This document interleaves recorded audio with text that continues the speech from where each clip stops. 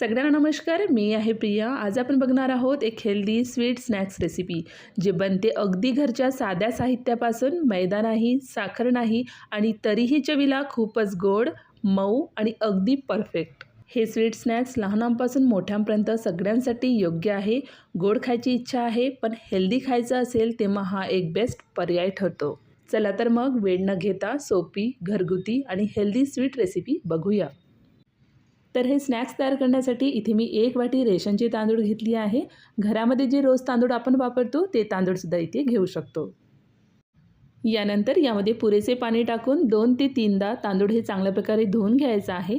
तांदूळ हे छान असं धुवून घेतल्यानंतर परत यामध्ये पाणी टाकायचं आहे। 2 ते 3 तासासाठी पाण्यामध्ये आपण हे भिजवत ठेवून देऊ। तोपर्यंत आपण गुळाचं पाणी हे तयार करून घेणार आहोत। त्यासाठी गॅसवरती भांडं ठेवायचं आहे। यामध्ये पाऊण वाटी गूळ घालायचा आहे।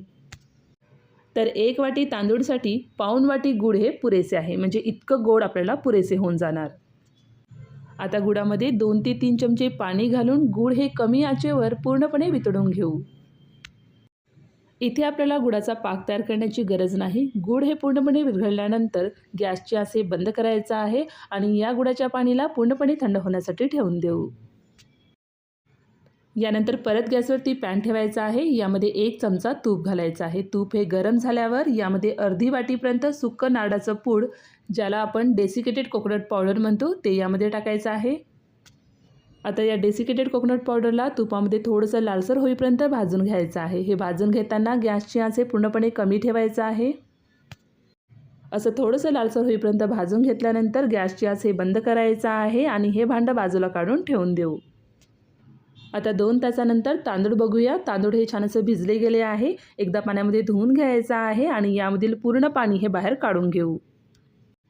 तांदळामधील पाणी हे बाहेर काढून घेतल्यानंतर फक्त तांदूळ हे मिक्सरच्या जारमध्ये काढून घ्यायचं आहे। आता हे भिजवलेले तांदूळ मिक्सरमध्ये घालून अगदी बारीक वाटून पावडर तयार करायचं आहे। तर अशा प्रकारे होईल तेवढं बारीक असं पावडर तयार करून घ्यायचं आहे। आता यामध्ये 1 केळी टाकायचं आहे। तर इथे मी खूप पिकलेली केळी वापरली आहे।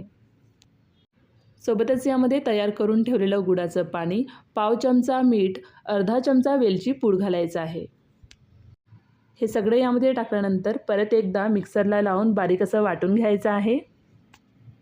तर अशा प्रकारे एकदम स्मूथ असं बॅटर तयार करून भांड्यामध्ये काढून घ्यायचं आहे। तर हे बॅटर तयार करून घेताना यामध्ये अजिबात पाणी टाकू नका। पाणी न टाकता आपल्याला अशा प्रकारे बॅटर हे तयार करून घ्यायचं आहे। आता या बॅटरमध्ये भाजून ठेवलेले सुक्कं खोबऱ्याचं पावडर टाकायचं आहे। सोबतच यामध्ये 1 चमचा काळे तीळ, 1 चमचा पांढरे तीळ आणि पाव चमचापर्यंत खाण्याचा सोडा टाकायचा आहे। हे सगळं यामध्ये घातल्यानंतर चमचेनं परत एकदा चांगल्या प्रकारे मिक्स करून घ्यायचं आहे। आता तयार झालेल्या या बॅटरला 2 तासापर्यंत आपण हे भिजवत ठेवून द्यायचं आहे। तर हे बॅटर सकाळी किंवा दुपारीच आपण तयार करून ठेवू शकतो आणि मुले शाळेतून येताच आपण गरमागरम स्नॅक्स हे तयार करून देऊ शकतो।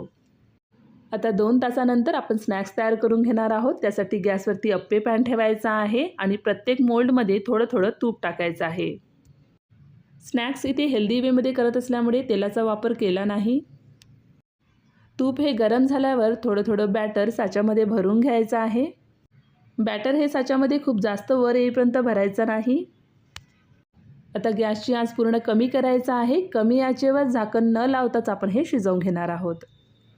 कमी आचेवरच आपल्याला हे शिजवून घ्यायचं आहे, त्यामुळे बाहेरून छान रंग येतो आणि आतून पण पूर्णपणे शिजला जातो। अधूनमधून पलटवत राहायचं आहे। काही मिनिटातच हे स्नॅक्स बनून तयार होतात।